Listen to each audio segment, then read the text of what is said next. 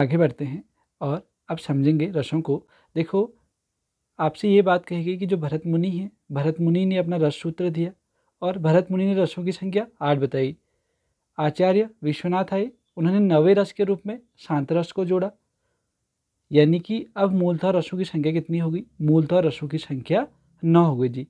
लक्षण के आधार पर रसों की संख्या 11 मानी जाती है जी। लक्षण के आधार पर रसों की संख्या 11 मानी जाती है, अभी हम पढ़ चुके हैं जी।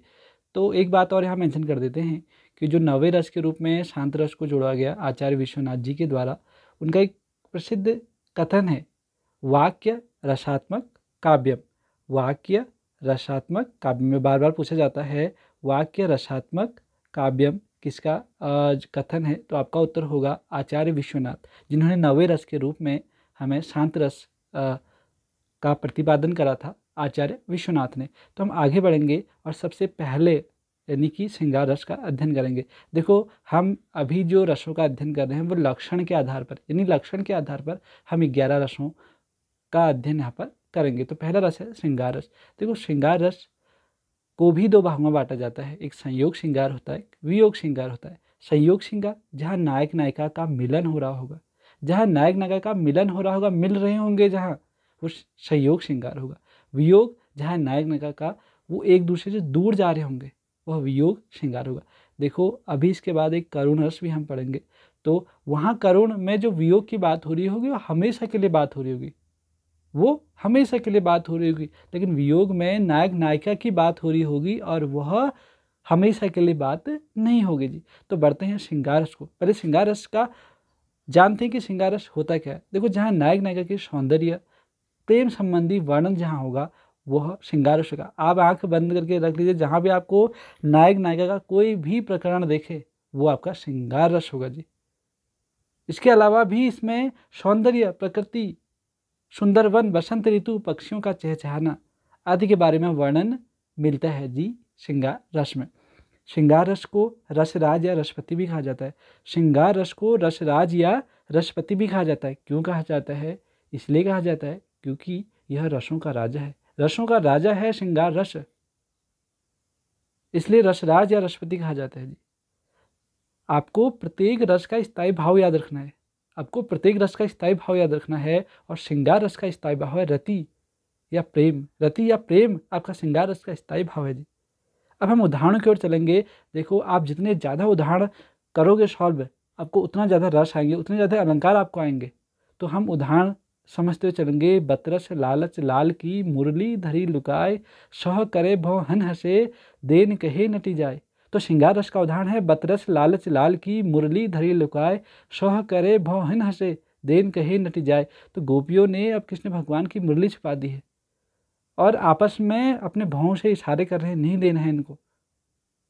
वो कृष्ण को अपने से दूर नहीं जाने दे रहे हैं, उनका हमारे आसपास ही रहे कृष्ण। बार बार पूछ रहे कृष्ण भगवान उनसे, मेरी मुरली आपने देखी क्या? तो वो सह करे भवन से, देन कहे नटी जाए। हमारे पास तो है ही नहीं आपकी मुरली जी, आप कहाँ ढूंढ रहे हैं यहाँ? तो यह श्रृंगार रस का उदाहरण है जी। संयोग श्रृंगार दिख रहा है इसमें। आगे देखिए, निशिदिन बरसत नैन हमारे, सदा रहती पावस ऋतु हम पे, जपते श्याम सितारे। तो सूरदास जी की यह लाइन है, क्या कह रहे हैं? देखो यहाँ पर को सूरदास जी, निशिदिन बरसत नैन हमारे, सदा रहती पावस ऋतु हम पे, जपते श्याम सितारे। अब यहाँ पर को उद्धव को देखकर जी, उद्धव को देखकर गोपियाँ कह रही हैं कि उद्दीपन है जी। यहाँ पर उद्धव उनसे कह रहे हैं कि जब से हमारे श्याम गए हैं ना, हमारे श्याम गए हैं हमें छोड़ के यहाँ से, तो जो हमारी आंखों से जो आंसू निकल रहे हैं ना, ये रुकने का नाम नहीं ले रहे हैं। ऐसे लग रहा है कि जो वर्षा ऋतु है वो वर्षा ऋतु वो हमेशा के लिए आ गई है। निशिदिन बरसत नैन हमारे, सदा रहती पावस ऋतु हम पे, जब ते श्याम सितारे। यानी कि जब से श्याम जी गए हैं, हमारे कृष्ण भगवान गए हैं, ये हमारे आंसू रुकने का नाम नहीं ले रही हैं, वर्षा ऋतु आ गई है जी। तो जहाँ पर इस प्रकार की बात हो रही है, तो बिछोड़ने की बात हो रही है, वियोग की बात हो रही है, श्याम से दूर जाने की बात हो रही है, तो वियोग श्रृंगार का उदाहरण है जी। एक और उदाहरण आपके लिए लेके आया हूँ। कहत नटत रीझत खिजत, मिलत खिलत लजियात, भरे भवन में करत हैं नैनन ही सो बात। कहत नटत रिझत खिजत मिलत खिलत लजियात भरे भवन में करत है नैनन ही शो बात। यहाँ पर को बात हो रही कि भीड़ में नायक नायिका का आपको चित्रांकन दिखाने का प्रयास करा गया है। एक भीड़ भाड़ में क्या है कि जो नायक नायिका हैं वो आँखों के द्वारा ही वो मिल रहे हैं। कहत नटत रिझत खिजत मिलत खिलत लजियात, आपस में ही उनके वो आँखों के द्वारा लड़ाई हो रही है, वो मिल रहे हैं, खिलखिला रहे हैं, हंस रहे हैं और आपस में रूठ भी जा रहे हैं।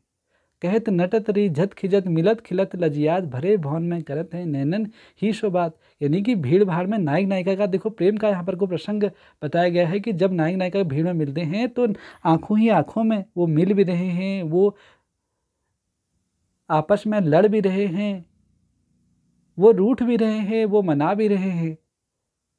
तो बहुत ही सुंदर सा उदाहरण दे रखा है श्रृंगार रस का। कहत नटत रिझत खिजत मिलत खिलत लजियात भरे भवन में करत है नैनन की सुबह। सब आंखों के द्वारा ही हो जा रहा है, वहाँ पर नायक नायिका के बीच में सब आंखों के द्वारा हो जा रहा है, मिल भी रहे हैं, लड़ाई भी कर रहे हैं, मना भी रहे हैं। तो अब हम आगे चलेंगे। संभवतः यह आशा करता हूँ कि आपको श्रृंगार रस के भाव समझ में आ गए होंगे। यानी कि जहाँ पर को नायक नायिका का मिलन की बात हो रही होगी वहाँ श्रृंगार हो रहा होगा, जहाँ नायक नायिका के बिछोड़ने की बात होगी वहाँ श्रृंगार रस होगा जी। सहयोग श्रृंगार और वियोग श्रृंगार की बात होगी। और आपको याद रखना है कि रसराज कहा जाता है श्रृंगार रस को। स्थायी भाव प्रेम या रति है, प्रेम या रति आपका स्थायी भाव है। हम आगे बात करेंगे और अगले रस की ओर आएंगे और अगला रस है हास्य रस। तो हास्य रस की बात करेंगे तो हास्य रस का स्थायी भाव है हास्य हंसी। हास्य रस का स्थायी भाव क्या है? हास्य हंसी। तो हास्य रस के अंतर्गत क्या होता है कि हमें हंसी का भाव उत्पन्न होता है, हंसी का भाव उत्पन्न होता है जी हास्य रस में। अब हम उदाहरणों के द्वारा ही समझेंगे, उदाहरणों के द्वारा ही समझते। देखो आप हास्य रस को बहुत आसानी से पहचान लोगे अगर कोई ऐसा उदाहरण आगे कि जिसका अर्थ थोड़ी अटपटा हो तो फिर एक समय के लिए पहचानना थोड़ी टफ पड़ सकता है। लेकिन आप हास्य रस के बहुत सरल से उदाहरण आते हैं, आप जैसे ही उन लाइनों को पढ़ेंगे तो आपके अंदर जो रस की जो उत्पत्ति होगी ना वो हास्य रस की उत्पत्ति हो जाएगी जी। तो देखो हम भी इसका अध्ययन करते हैं। देखो, बुरे समय को देखकर गंजे तू क्यों रोए, बुरे समय को देखकर गंजे तू क्यों रोए, किसी भी हालत में तेरा बाल न बाका होए। तुम क्यों रो रहे हो? आपका तो बाल ही बाका नहीं होने, क्योंकि आपके पास तो बाल ही नहीं है। बुरे समय को देखकर गंजे तू क्यों रोए, किसी भी हालत में तेरा बाल न बाका होए जी। तो संभवतः इसका अर्थ आप समझ ही गए हैं। तो हम आगे बढ़ेंगे। विंध्य के वासी उदासी तपोवृतधारी महाबिनु नारी दुखारे, गौतम तीय तरि तुलसी शो कथा सुनी थे मुनि वृंद सुखारे। गौतम तिम तरि तुलसी, गौतम तिम तरि तुलसी, ये मौ है, तिम तरि तुलसी शो कथा सुनी भे मुनि वृंद सुखारे। तो इसका भावार्थ मैं आपको जरूर से बताऊंगा। इसका भावार्थ ये है, देखो अब यहाँ पर आप कहोगे कि यार हमने तो पढ़ा लेकिन हमें हंसी क्यों नहीं आई भी। हंसी इसलिए नहीं आई क्योंकि इसका जो अर्थ है, अगर इसका अर्थ आपको समझा जाएगा तो जरूर से आपको हंसी आएगी। तो यह प्रकरण क्या है? देखो यह प्रकरण है कि विंध्य के वासी जो है वो परेशान है नारियों के बिना। उनको नारी नहीं मिल रही है, वहाँ स्त्री नहीं मिल रही है उनको। तो उनको जैसे पता लगता है कि रामचंद्र जी आ रहे हैं और ये भी उन्हें पता है कि उन्होंने एक शिला को स्त्री बना दिया था। तो हमारे वहाँ इतनी शिलाएं हैं, इतने ही पत्थर हैं कि जो है वो अब जो हमारी जो ये दशा है कि विंध्य के वासी उदासी तपोव्रतधारी महाबिनु नारी दुखारे, जो नारी के बिना जो हमें दुख हो रहा है वो अब शायद दुख हट सकता है जी। कि वह जो सारी शिलाएं हैं उनको नारी में बदल सकते हैं, क्योंकि उनको वो कहानी याद है अहिल्या वाली की, एक पत्थर को, एक शिला को जो है वो स्त्री बना दिया था। तो उनके आने का इतना इंतजार हो रहा है। विंध्य के वासी उदासी तपोव्रत धारी महाबिनु नारी दुखारे, गौतम तियतर तुलसी शो कथा सुनी भे मुनि वृंद सुकारे जी। तो अब आपको भावार्थ इसका समझ आ गया होगा। हम आगे बढ़ेंगे और अगला उदाहरण में दे रखा है। तंबूरा ले मंच पर बैठे प्रेम प्रताप, साज मिले 15 मिनट घंटा भर आलाप, राग में मारा गोता, धीरे धीरे खिसक चुके थे सारे श्रोता। बेसुरा आगे से मंच पर गाया जा रहा है तो क्या आप वहाँ सुनोगे? नहीं सुनोगे जी। आप भी थोड़ी देर रहोगे और चलो यार हम यहाँ से चलते हैं। तंबूरा ले मंच पर बैठे प्रेम प्रताप, साँझ मिले 15 मिनट घंटा भर आलाप, राग में मारा गोता, धीरे धीरे खिसक चुके थे सारे श्रोता। काका हाथरसी की बहुत अच्छी ये लाइनें यहाँ पर लिखी गई हैं।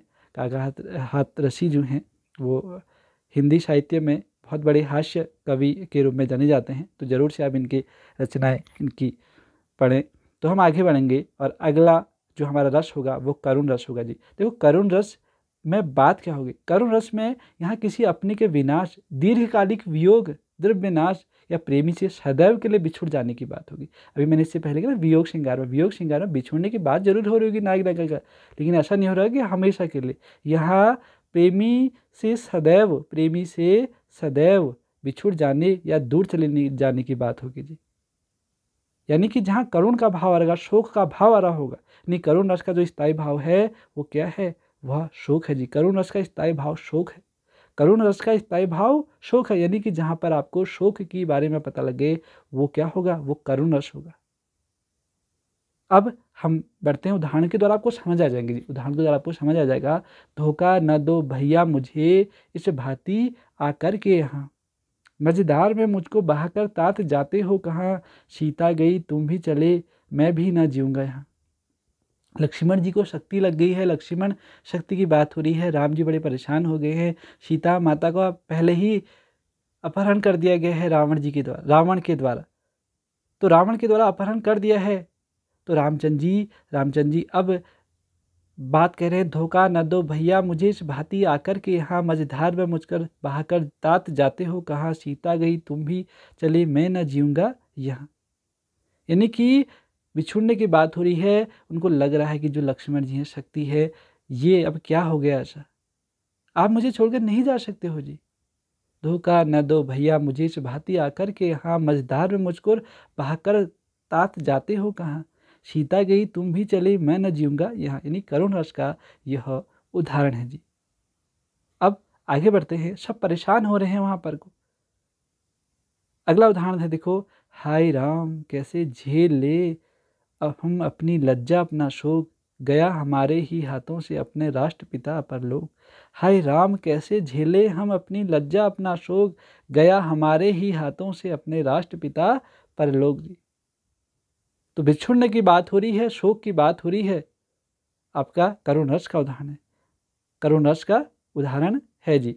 तो आगे बढ़ेंगे और अगला उदाहरण हमने ले रखा है, हुआ न यह भी भाग्य भागा, किस पर विकल गर्व यह जागा, रहे स्मरण ही आते, सखी वो मुझसे कह के जाते, सखी वो मुझसे कह कर जाते। आपको लाइन याद आ गई होगी शायद, हुआ न यह भी भाग्य भागा, किस पर विकल गर्व यह जागा, रहे स्मरण ही आते, सखी वो मुझसे कह के जाते।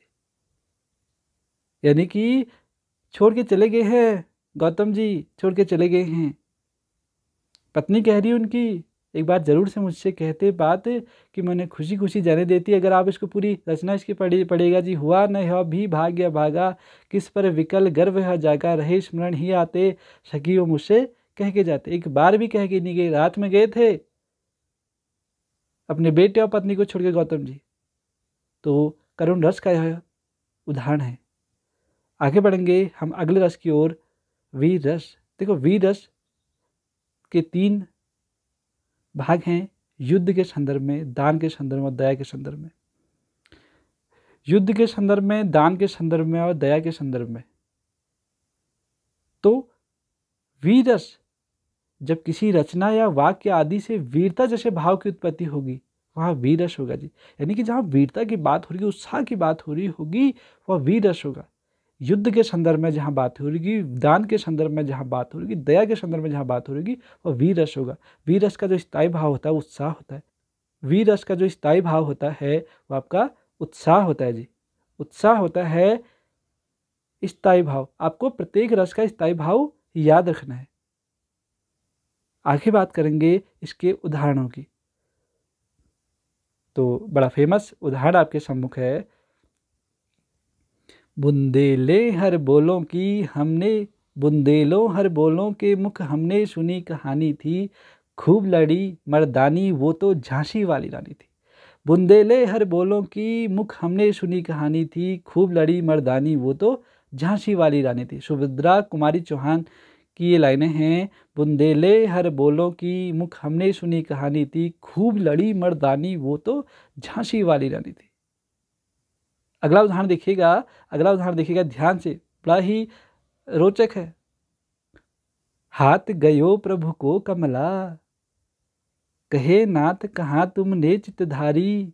तंदुल का मतलब चावल से है। तंदुल खाए मुट्ठी दुई दीन कियो, तुमने दुई लोक बिहारी। खाए मुट्ठी तीसरी अब नाथ, कहाँ निजवास की आस बिहारी। श्रंक ही आप समान कियो, अब चाहत आप ही होय भिखारी। हाथ गयो प्रभु को कमला, यानी कि जब सुदामा जी गए हैं अपने कृष्ण जी से मिलने, अपने सगा से मिलने, अपने मित्र से मिलने गए हैं, तो कृष्ण भगवान जी कह रहे हैं कुछ लेके आए हो मेरे लिए। तो सुदामा जी की पत्नी ने चावल रखे थे, आपको ये दृश्य शायद याद आ रहा होगा, तो देते हैं। बड़े समझते हैं कि देखो इतना बड़ा इनका महल है और मैं चावल इनको दे रहा हूँ। तो श्री कृष्ण भगवान देखो चावल जब खा रहे हैं, तंदुल खाए मुट्ठी दुई दीन कियो, तुमने दुई लोक बिहारी। तो जब 2 मुट्ठी खा ली है ना, तो 1 मुट्ठी खाई तो वहाँ सुदामा जी एक की जहाँ पर नगरी है वहाँ उनका जो क्षेत्र बढ़ेगा अपने आप। अब तीसरी मुट्ठी में रोक दिया गया है उनकी पत्नी के द्वारा, का बस हो गया जी, अब हो गया जी, अगर आपने और तीसरी मुट्ठी खाई तो हम भिखारी हो जाएंगे जी। यानी कि दान देने के संदर्भ में बात रही, देखो दान देने में कितना उत्साह हो रहा उनको। जैसे ही 1 मुट्ठी खा रहे हैं तो वहाँ सुदामा जी के घर में आपके एक भाव उत्पन्न हो गया है। भाव उत्पन्न कैसा हुआ? भाव उत्पन्न हुआ कि सुदामा जी की जो अभी तक उनकी जो दीन दशा थी वो सुधर गई है, दीन दशा सुधर गई है सुदामा जी की। तो तंदुल खाए मुट्ठी दुई दीन कियो, तुमने दुई लोक बिहारी। अब तीसरी मुट्ठी में रोक दिया गया जी, को जो बचा खुचा जो हमारे पास है ये नहीं रहेगा, हम भिखारी हो जाएंगे।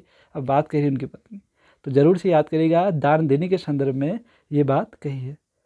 अगला देखिए बहुत महत्वपूर्ण है, गिद्धराज सुनी आरत बानी। अगला उदाहरण देखिए, गिद्धराज सुनी आरत बानी, रघुकुल तिलक नारी पहचानी। अधम निशाचर, निशाचर का मतलब राक्षस यहाँ पर, निशाचर का मतलब रावण से यहाँ पर, लीन्हे जाई जिम्ही मलेच्छ वश कपिला गाई। जिम्ही मलेच्छ वश कपिला गाई।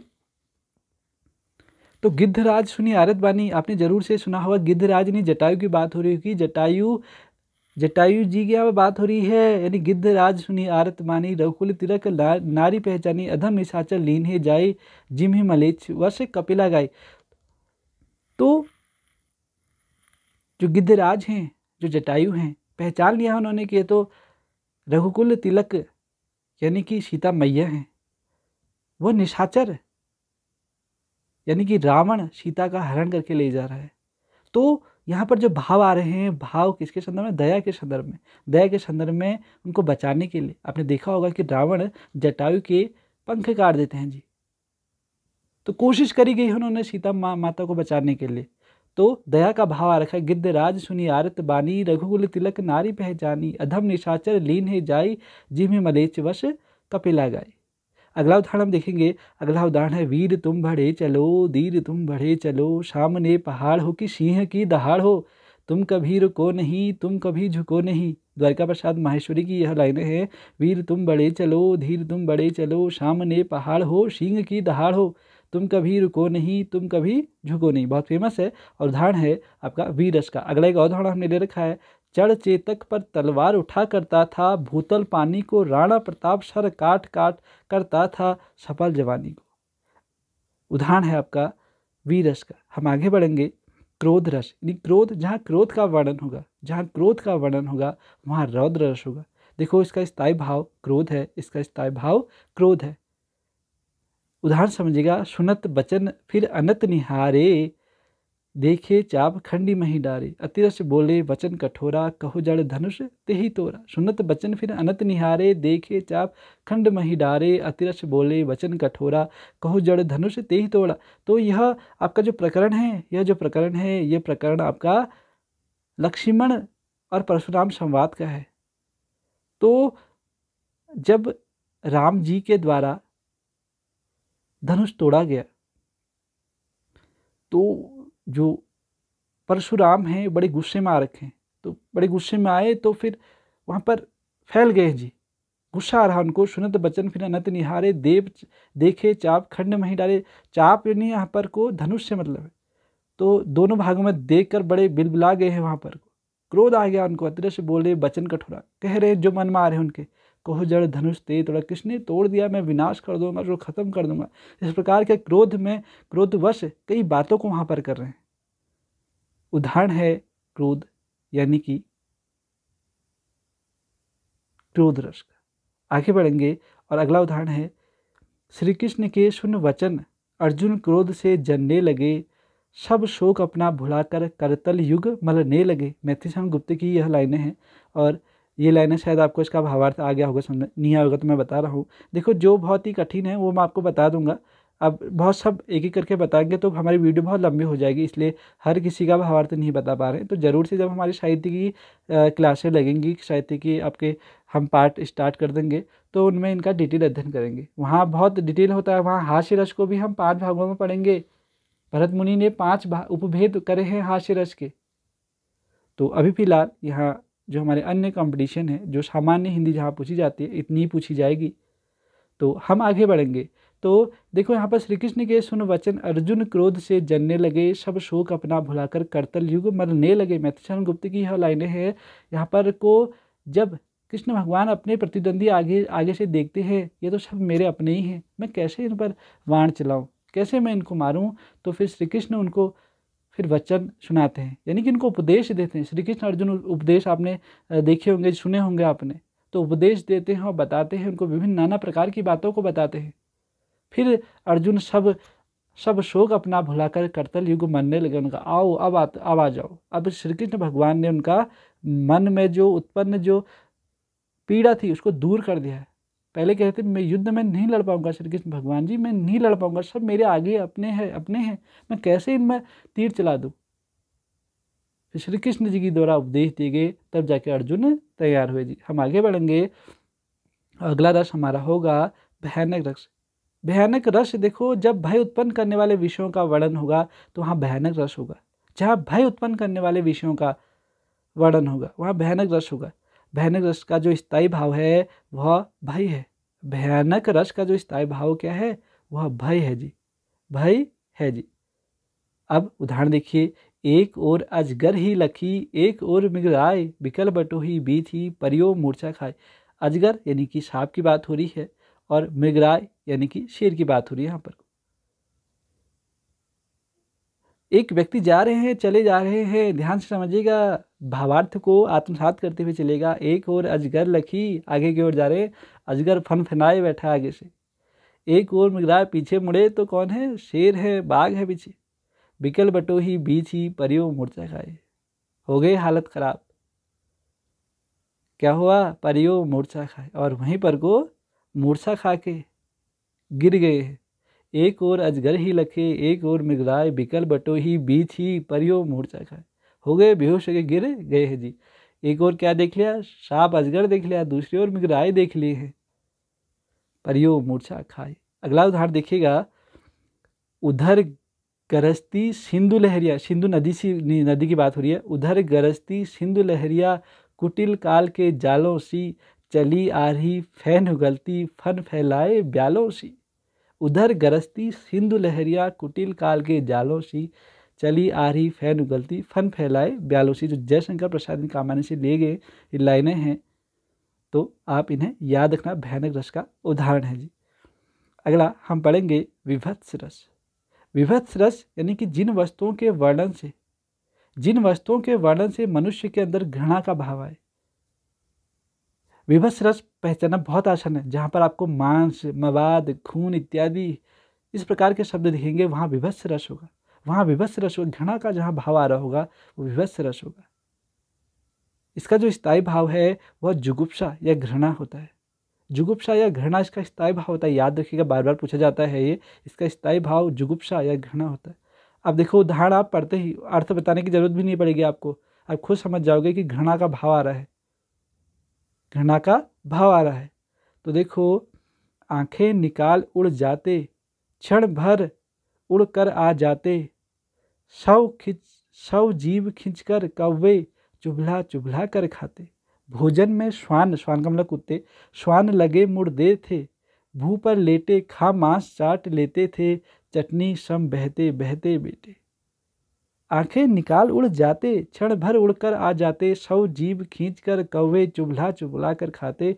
भोजन में श्वान लगे मुर्दे थे, भू पर लेटे खा मांस चाट लेते थे, चटनी सम बहते बहते बेटे। यानी कि देखो घृणा का भाव आ रहा है, कौवे भी खा रहे हैं उस मांस को, कोई मृत शव पड़ा है, कुत्ते हैं वो भी चुभला चुभला के खा रहे हैं उसको, ऐसे खा रहे हैं कि जैसे मांस चाट लेते थे, चटनी जैसा खा रहे हैं उसको। तो घृणा का भाव जहाँ उत्पन्न होगा वो आपका विभत्स रस होगा। अगला उदाहरण हमने फिर ले रखा है इसमें, विष्टा पुय रुधिर कच हाडा, बरसही कबहु उपल बहु छाड़ा। ध्यान से सुनेगा, विष्टा पुई रुधिर कच हाडा, बरसई कबहू उपल बहु छाड़ा। इसका अर्थ आपको समझ में नहीं आ रहा होगा तो मैं बताता हूँ। देखो कि जब ये लंका कांड से संबंधित है, गोस्वामी तुलसीदास ने अपने रामचरितमानस में यह लंका कांड से ले रखा है। यहाँ पर को जो मेघनाथ हैं वो माया के प्रयोग से वानर सेना को डराने के लिए कई ऐसे घृणा वाले काम कर रहे हैं, ऐसे विभत्स कृत्य कर रहे हैं वहाँ पर को। तो तुलसीदास लिखते हैं कि विष्टा पुई रुधिर कच हाडा, बरसई कबहू उपल बहु छाड़ा। यानी कि वो जो मेघनाथ हैं, कभी वो विष्टा, कभी खून, कभी बाल, कभी हड्डियां बरसाता है और कभी बहुत सारे पत्थर फेंकने लगता है। तो यहाँ पर को जो बात हो रही, कभी विष्टा, कभी खून, कभी बाल, कभी हड्डियां बरसाता है, ये कैसा भाव आ रहा है? घृणा का भाव आ रहा है। यानी विभत्स रस का ये उदाहरण है। अगला देखिए, सिर पर बैठ्यो काग, काग का मतलब कौवा, आंख दो खात निकारत, सिर पर बैठ के आंख निकाल के खा रहा हो। खींचत जीभ श्यार अति ही आनंद उद्धारत, मांस को ऐसे खा रहे, कोई मृत जीव पड़ा होगा उसको ऐसे खा रहे हैं। सिर पर बैठ्यो काग, सिर पर बैठ के दो खात निकारत, आंख को निकाल के खा रहा। खींचत जीभ श्यार अति ही आनंद उद्धारत, बड़ी चाव से खा रहे हैं, तो घृणा का भाव आ रहा है। अगला देखिए, घर में लाशें बाहर लाशें, जनपद पर सड़ती लाशें, आंखें निशंस यह दृश्य देख मुद जाती घुटती सांसें। यानी घर युद्ध की बात हो रही कि घर में लाशें बाहर लाशें, जनपद पर सड़ती लाशें, आंखें निशंस यह दृश्य देख मुद जाती घुटती सांसें। वहाँ वो लाशें देखकर घृणा का भाव आ रहा है, उसके साथ साथ उन लाशों से बदबू आ रही है, बदबू आ रही है, तो एक घृणा का भाव आ रहा है और उदाहरण है विभत्स रस का। अगला बढ़ेंगे और अगला हमारा रस है अद्भुत रस। अद्भुत रस देखिए, अद्भुत रस जहाँ आश्चर्यजनक बातों का वर्णन किया जाएगा, जहाँ आश्चर्यजनक बातों का वर्णन किया जाएगा वहाँ अद्भुत रस होगा जी, वहाँ अद्भुत रस होगा। इसका स्थायी भाव आश्चर्य या विस्मय है, इसका स्थायी भाव आश्चर्य या विस्मय है। ध्यान से देखिएगा, हमारा उदाहरण है, देख यशोदा शिशु के मुख में सकल विश्व की माया, क्षण भर को वह बनी अचेतन हिल न सकी कोमल काया। देख यशोदा शिशु के मुख में सकल विश्व की माया, क्षण भर को वह बनी अचेतन हिल न सकी कोमल काया। शायद आपको ये याद आ गया होगा, ये लाइन है कि यशोदा माता अपने शिशु यानी कृष्ण के भगवान में, कृष्ण भगवान के मुख में जब पूरे विश्व की माया को देख रही है, जब वो मिट्टी खा रहे होते ना, आपको याद आ गया होगा, जब वो मिट्टी खा रहे होते हैं तो उनकी माता जी कहती नहीं मिट्टी मत खाओ बच्चे, मिट्टी मत खाओ आप।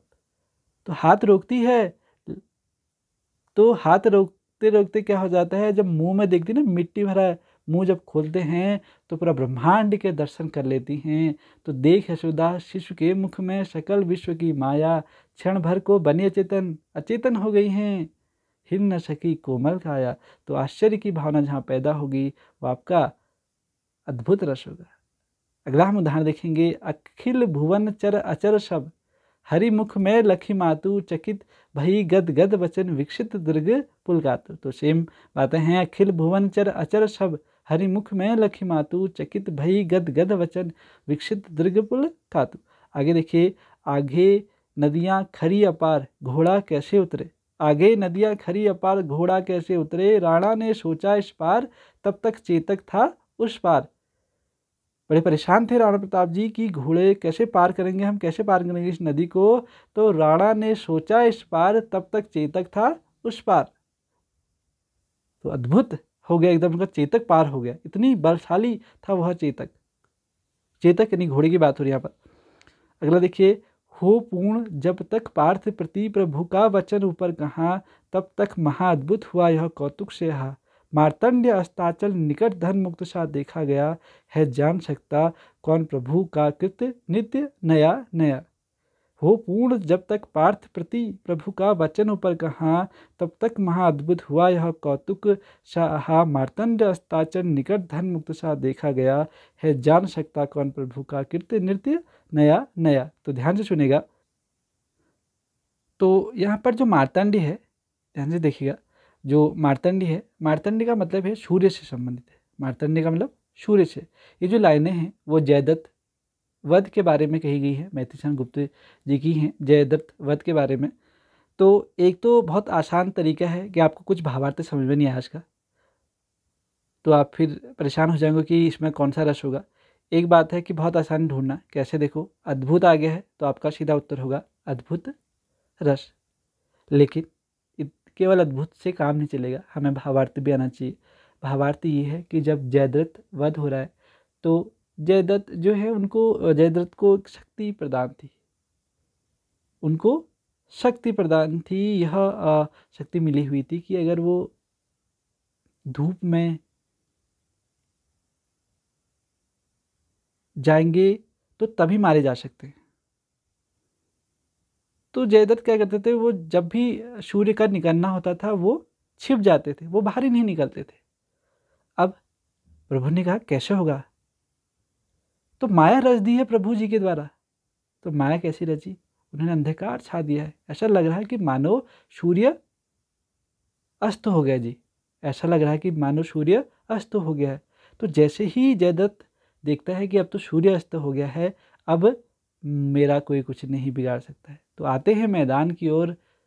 तो जैसे ही बीच में आ जाते हैं कि वहाँ से कहीं और जाने का मौका ना मिल पाए, उन्हें उस सूर्य से छिप ना जाने का मौका नहीं मिला, तो ऐसी जगह जहाँ पर जैसे आते हैं तो सारे बादल छटते हैं और सूर्य का आगमन होता है। अब होता है जयद्रथ वध, अब होता है जयद्रथ वध, क्योंकि वो तो इनको यही शक्ति थी कि वो सूर्य से बचे जितना, अगर वो सूर्य से जितना बच के रह सके, यानी कि सूर्य तक उनको नहीं निकलना था। लेकिन यहाँ पर को जयदत्त ने क्या करा, उनको ऐसा एहसास हो गया कि अब तो सूर्य निकलेगा नहीं, अस्त हो गया आज तो, अब मैं जा सकता हूँ। लेकिन प्रभु ने ऐसा कृत्य रचा दिया वहाँ पर को कि जैसे ही बीच में आते हैं, बीच मैदान में आते हैं, तो हट जाता है सारे बादल और सूर्य चमकता है और जयदत्त का वध होता है। यानी अद्भुत उदाहरण यहाँ पर प्रस्तुत हो गया है।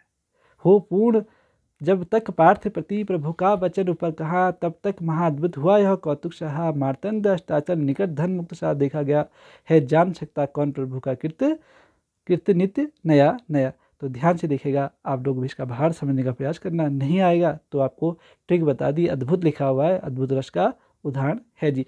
एक और उदाहरण मैं आपके सम्मुख पढ़ता हूँ, ऐसे आप समझ सकते हो कि जब आपको नहीं आए तो आप क्या करेंगे। एक उदाहरण मैं पढ़ता हूँ, मैंने लिखा नहीं इसमें। केशव कहीं न जाय का कहिए, देखत तव रचना, विचित्र अति समुझी मन ही मन रहिए।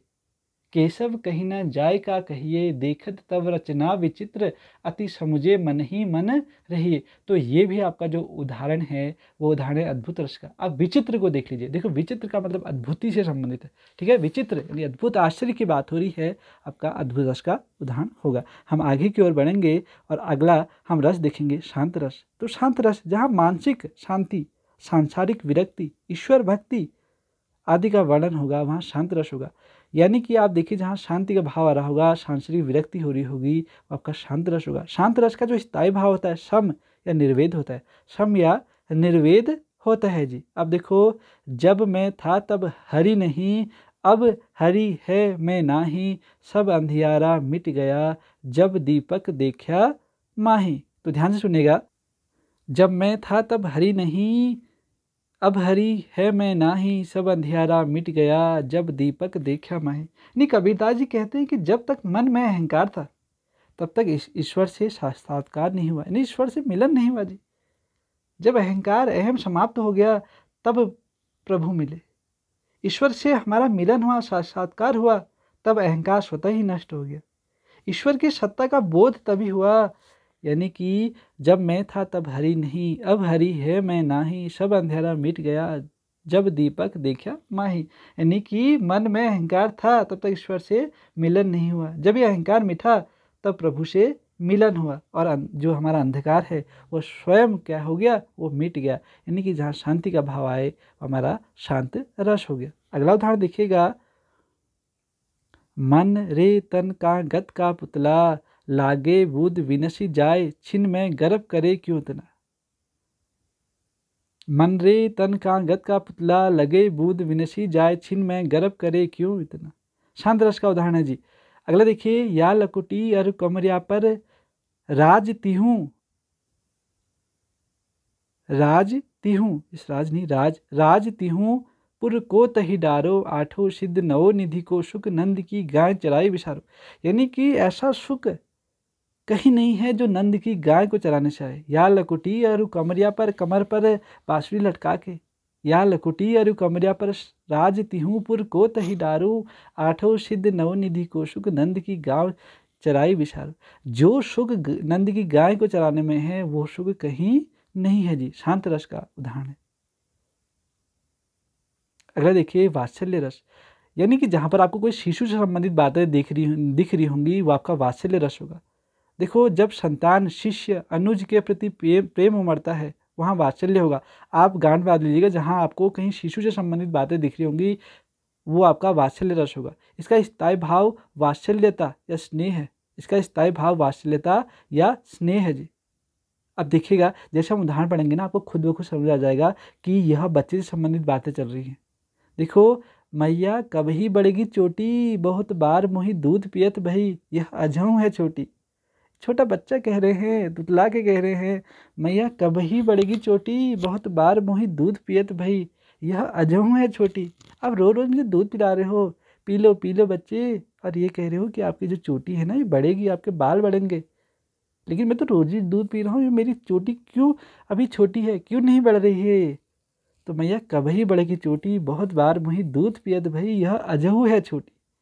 तो बालक का यहाँ पर वर्णन है, छोटे बच्चे का वर्णन है, वात्सल्य रस का उदाहरण है। अगला देखिए, किलकत कान्ह घुट रुवन आवत, मनिमय कनक नंद के आंगन, बिंब पकड़वे घावत। सूरदास की यह लाइन है, किलकत कान्ह घुट रुवन आवत, जहाँ घुटनों के पार रेंग के चल रहा है बच्चा, क्रॉलिंग कर रहा है बच्चा यहाँ पर को। किलकत कान्ह घुट रुवन आवत, मनिमय कनक नंद के आंगन, बिंब पकड़वे घावत। नंद के आंगन में से अपने घुटनों के बल चल रहा है, क्रॉलिंग करते हुए चल रहा है बच्चा। उदाहरण है वात्सल्य रस का। अगला देखिए, बहुत ही भावुक है, जसोदा हरि पाल ने झुलावे, हलरावे दुलराई मलभावे, जोई जोई कछु गावे। अपने अपने बालक को जसोदा हरि पालने झुलावे, पालने को झुला रही है, हलरावे दुलरावे मलहावे, जोई जोई कछु गावे। वात्सल्य रस का उदाहरण है, अपने बच्चे की जो पालना है उसको झुला रही है माता जी। हलरावे दुलरावे मलहावे, जो ही कछु गावे। आगे बढ़ेंगे और अगला रस है हमारा, लास्ट रस है भक्ति रस। भक्ति रस यानी कि जहाँ भगवत अनुरक्ति और प्रेम का वर्णन होगा, भगवान के प्रेम का वर्णन जहाँ होगा, अनुरक्ति होगी, वहाँ भक्ति रस होगा। भक्ति के भाव जहाँ पैदा हो रहे होंगे भक्ति रस होगा जी। इसका स्थायी भाव रति या अनुराग है। आप हर किसी रस का स्थायी भाव आपको याद होना है। इसका स्थायी भाव देवरति या अनुराग है, देवरति या अनुराग है जी। अब भक्ति रस के हम उदाहरण देखेंगे, और उदाहरण देखिए, पायो जी मैंने राम रतन धन पायो,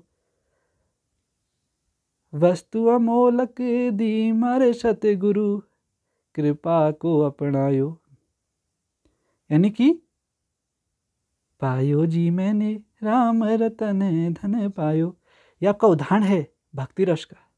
ये आपका उदाहरण है किसका? भक्ति रस का। देखो, आप किसी भी काव्य को पढ़ के आपके मन में रस स्वयं खुद ब खुद जागने लग जाएंगे। आप भी इन रसों का रसोस्वादन करिए जी। तभी तो कहते हैं रस काव्य की आत्मा है जी, रस काव्य की आत्मा है। तो स्वयं जब आप पढ़ोगे ना आपके मन में खुद रसों की उत्पत्ति होनी शुरू हो जाएगी। तो ज़रूर से पढ़ेगा। अगला उदाहरण आपको बता रहे हैं, मेरे तो गिरधर गोपाल दूसरे न कोई, जाके सिर है मोर मुकुट, जाके सिर है मोर मुकुट मेरो पति सोई। मीराबाई की लाइन है, मेरे तो गिरधर गोपाल दूसरो न कोई, जाके सिर मोर मुकुट मेरो पति सोई। तो उदाहरण है भक्ति रस का। अगला देखिए, राम जपू राम जपू बावरे, घोर भव नीर निधि, नाम निज नावरे, नाम निज नावरे। तो तुलसीदास की ये लाइनें हैं, भक्ति रस का उदाहरण है जी, भक्ति रस का उदाहरण है। अभी तक हमने आपको 11 के 11 रसों को बता दिया है। 11 के 11 लक्षण के आधार पर हमने देखे थे। श्रृंगार रस हमने बात करी, रति प्रेम स्थायी भाव था। हास्य रस हास्य स्थायी भाव था। करुण रस का स्थायी भाव शोक था। वीर रस का स्थायी भाव उत्साह था। रौद्र रस का स्थायी भाव क्रोध था। भयानक रस का स्थायी भाव भय था। विभत्स रस का स्थायी भाव जुगुप्सा या घृणा था। अद्भुत रस का स्थायी भाव विस्मय या आश्चर्य था। शांत रस का स्थायी भाव आपका सम या निर्वेद था। वात्सल्य रस का स्थायी भाव वात्सल्य। भक्ति रस का स्थायी भाव आपका भगवत विषय रति या अनुराग था जी। आशा करता हूँ कि आपने इन रसों को अच्छे से समझा होगा, इनके भावार्थों को समझा होगा और आपको रस पहचानना आ गया होगा। आप ज़रूर से अपने पुराने प्रैक्टिस सेटों को उठाइए, उनसे करेगा। जहाँ समझ में नहीं आते हैं लिखिएगा, हमारे चैनल से जुड़िएगा। आप हमारे टेलीग्राम से जुड़ जाइए। हमारा चैनल के नाम पर ही टेलीग्राम का जो ग्रुप बना है उसी से बना है, और हमारा फेसबुक पेज भी इसी चैनल के नाम से ही बना है। तो आप कहीं से भी जुड़िए, अपनी क्वेरी रखिए, अपने जो डाउट हैं उनको पूछिए, हम ज़रूर से आपके डाउट क्लियर करेंगे और अधिक से अधिक लोगों तक हमारी वीडियो को पहुंचाए ताकि और लोगों को भी लाभ मिल सके। तो बहुत बहुत धन्यवाद आपका यह वीडियो देखने के लिए। आपका दिन शुभ हो।